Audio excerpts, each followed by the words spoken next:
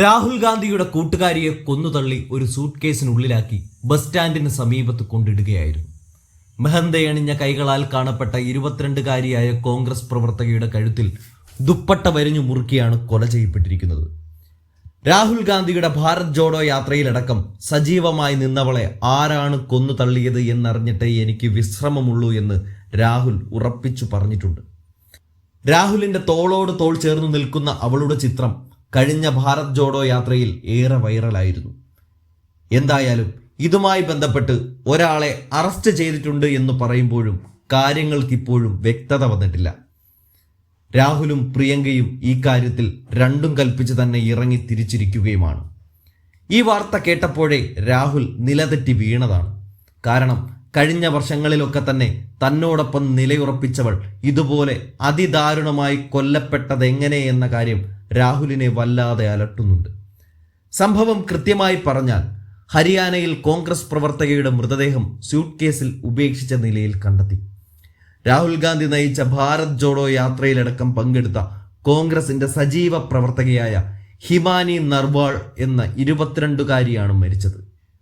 റോഹ്തക്കിലെ സാബ്ല bus സ്റ്റാൻഡിന് സമീപമാണ് മൃതദേഹം കണ്ടെത്തിയത്.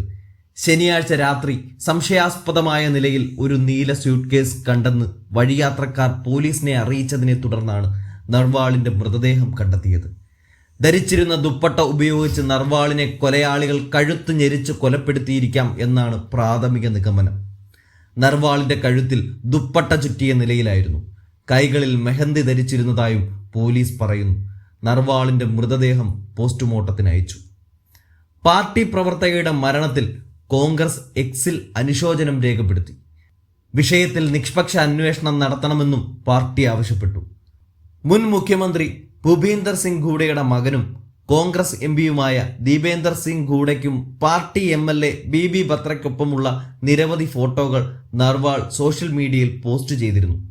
എന്തായാലും ഹിമാനി നർവാളിന്റെ കൊലപാതകത്തെക്കുറിച്ച് അന്വേഷിക്കാൻ ഹരിയാന പോലീസ് പ്രത്യേക അന്വേഷണ സംഘം രൂപീകരിച്ചു. ഹിമാനിയുടെ ഫോൺ വീണ്ടെടുത്തെന്നും തുടരന്വേഷണത്തിനായി സൈബർ പോലീസിന്റെയും ഫോറൻസിക് സയൻസ് ലബോറട്ടറിയുടെയും സഹായം തേടുമെന്നും പോലീസ് അറിയിച്ചു. സംഭവത്തിൽ ഒരാളെ അറസ്റ്റ് ചെയ്തിട്ടുണ്ട്. മൃതദേഹം കണ്ടെത്തിയ സ്യൂട്ട് കേസ് ഹിമാനിയുടേതെന്ന് അന്വേഷണ സംഘം കണ്ടെത്തിയിട്ടുണ്ട്.